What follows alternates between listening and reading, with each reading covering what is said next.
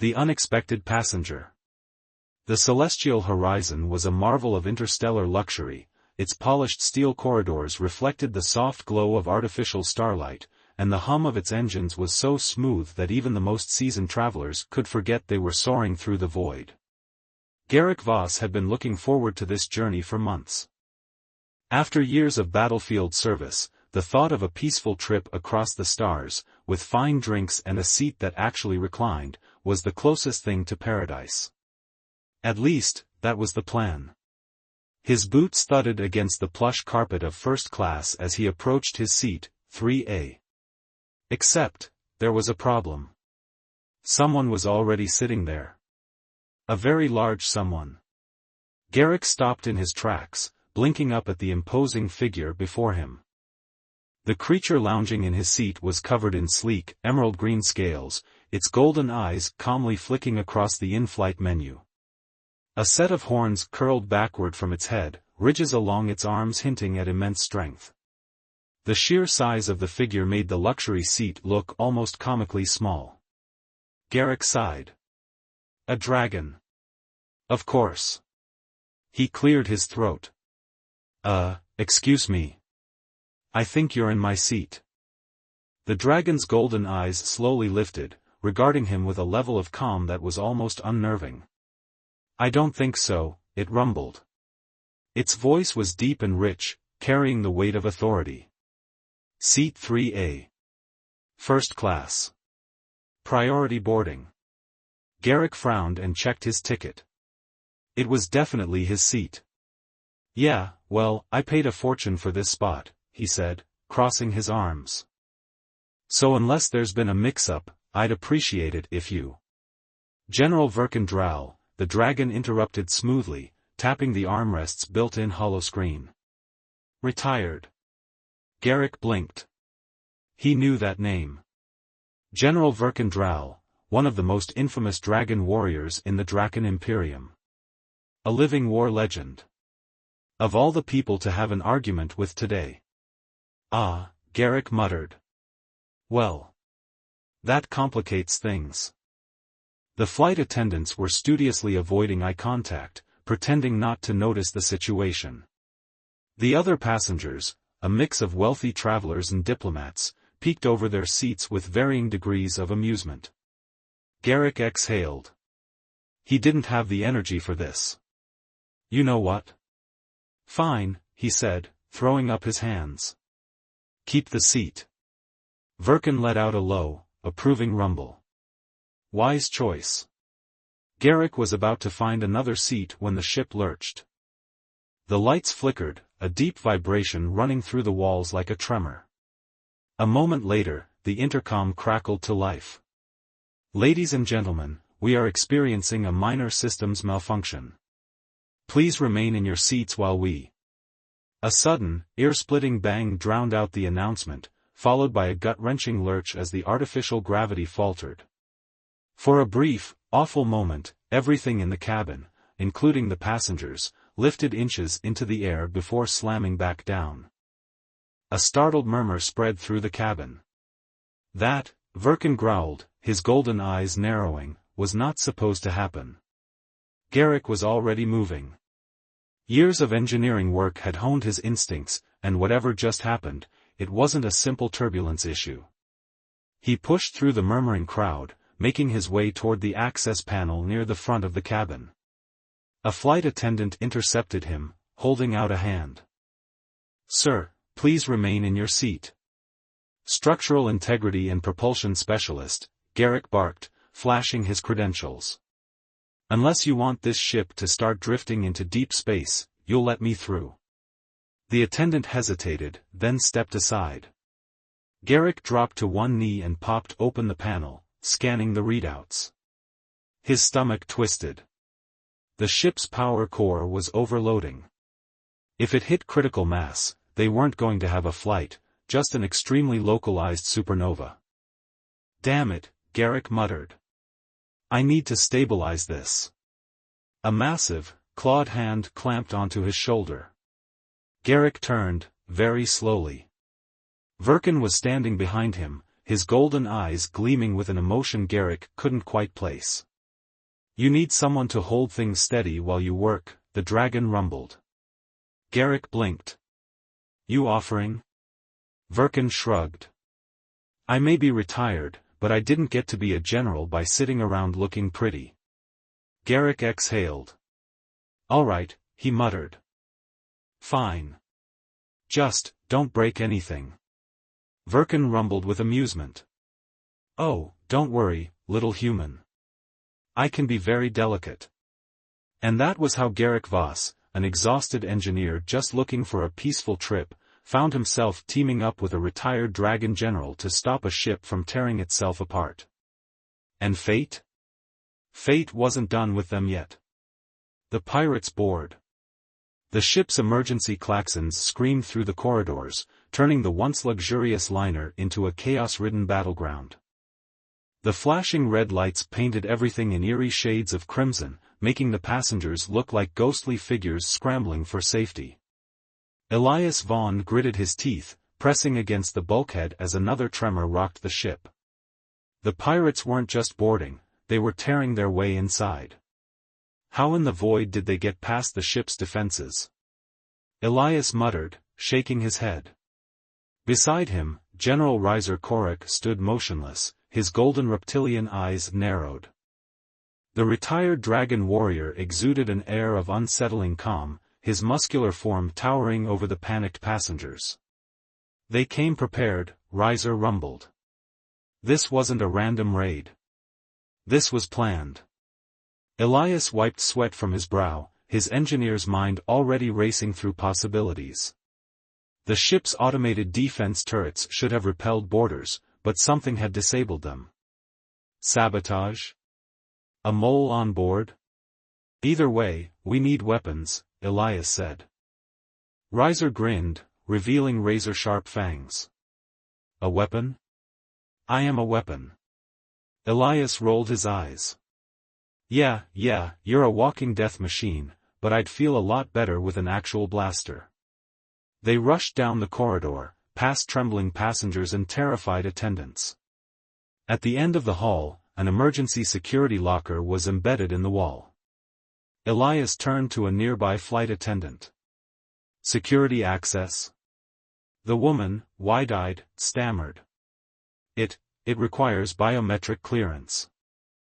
Without hesitation, Riser flexed his claws and ripped the panel clean off the wall. Elias blinked. That works. Inside the locker, they found a limited supply of weapons, a shock rifle, a pair of plasma pistols, and 2 stun batons. Elias quickly grabbed the shock rifle while Riser plucked a plasma pistol, examining it curiously. Then he crushed it in his claws like a cheap tin can. Elias stared. That was a gun. Riser shrugged. It was fragile. Elias sighed, tossing him the stun baton instead. Try not to break this one, big guy. Riser flicked it on, the electric pulse humming. Acceptable. Before they could strategize, the first explosion tore through the ship. The hull shook violently, sending passengers sprawling. The lights flickered, and a new sound filled the air. Metal being torn apart. Elias looked up. That's an airlock breach. A horrific screech echoed through the hall as part of the ship's outer hull was forcibly ripped open. From the darkness beyond, armored figures poured inside. The pirates had arrived. The true target. The pirates moved like phantoms, their armored boots clanking against the pristine floors of the luxury liner. They were dressed in dark combat suits, visors obscuring their faces, each wielding plasma rifles humming with deadly energy. They weren't ordinary raiders. Elias ducked behind an overturned service cart, gripping his shock rifle tightly. Across from him, Riser Korik stood defiantly, his golden eyes gleaming with something Elias couldn't quite place, anticipation, maybe even amusement. The first pirate raised his rifle. Elias barely had time to react. A blur of gold and black scales shot forward. Riser closed the distance in an instant, swatting the rifle aside with his claws. The pirate barely had time to scream before Riser's fist crashed into his helmet, sending him hurtling down the corridor like a ragdoll. Elias winced. "Remind me never to get on your bad side." Riser snorted. "Then don't waste time talking. Fight." More pirates stormed in. Elias aimed and fired. The shock rifle discharged a bolt of blue energy, striking one pirate in the chest. He convulsed, his armor sparking before he collapsed. But the others were adapting. They dodged, moved tactically, and returned fire. Blasts of plasma seared through the air, forcing Elias and Riser into cover. Then, through the haze of battle, a figure emerged. She moved with purpose, clad in dark, high-tech armor that pulsed with an eerie crimson glow. A flowing cloak trailed behind her, and when she removed her helmet, her sharp features and piercing silver eyes sent a chill down Elias' spine.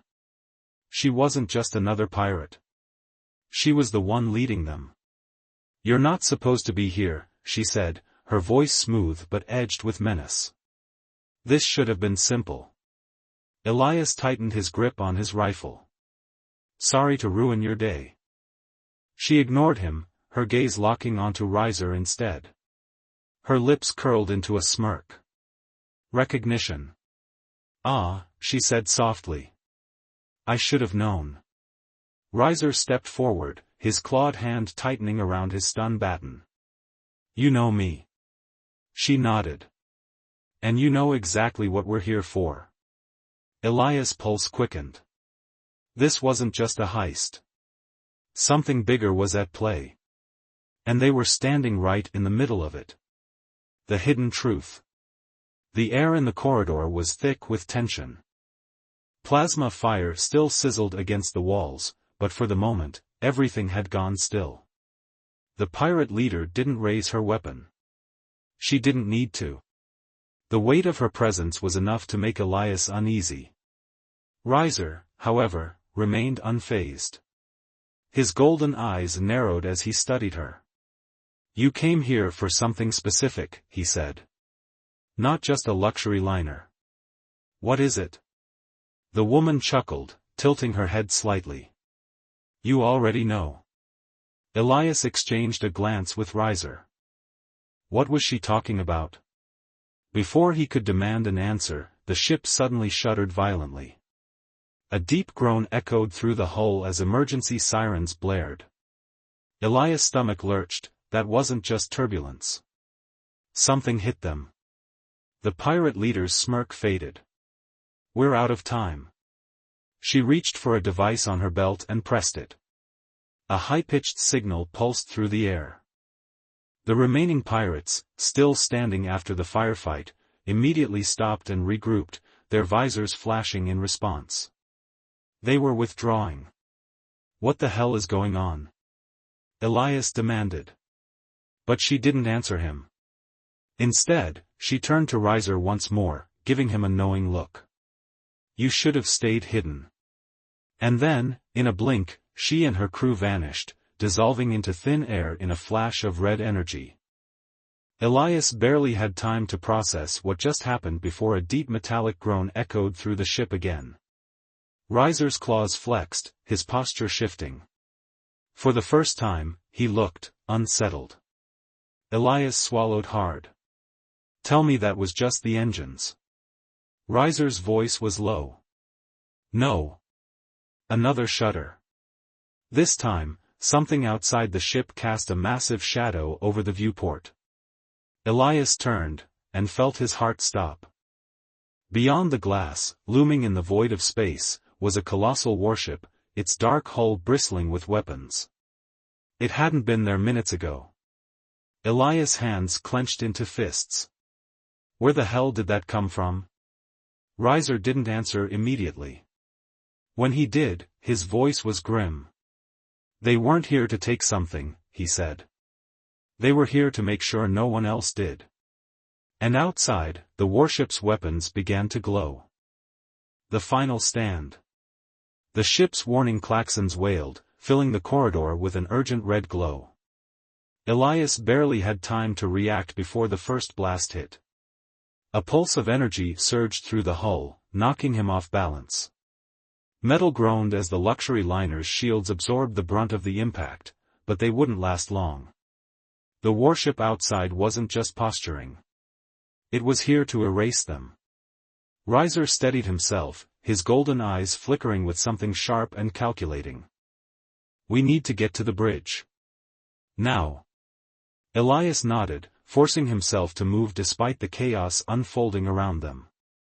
The corridors were a battlefield of flashing emergency lights and distant screams. Crew members rushed past, desperately trying to restore power or reach escape pods. The ship trembled again, another direct hit slamming into the shields. Sparks rained from the ceiling as panels overloaded. They were running out of time. As they sprinted through the damaged hallways, a familiar voice crackled over the intercom. "Attention, all personnel. The attackers are boarding. Repeat, they are boarding." Elias felt his stomach drop. It wasn't enough to destroy the ship. They wanted something first. They reached the bridge in time to see the tactical display, and it was worse than he imagined. The massive warship loomed over them like a predator, its hull bristling with energy signatures. But it wasn't alone. Several smaller ships had broken away, cutting through space with deadly precision. They were closing in fast. Reiser cursed under his breath. "They're deploying shock teams." Elias clenched his jaw. He didn't know what these people were after, but he sure as hell wasn't going to let them take it. He slammed his hand onto the console, opening the ship-wide comms. "This is Elias Voss. We're under attack. All security teams, form defensive lines. We hold this ship or we die trying." Reiser glanced at him, something like approval flashing in his eyes. "That's the spirit."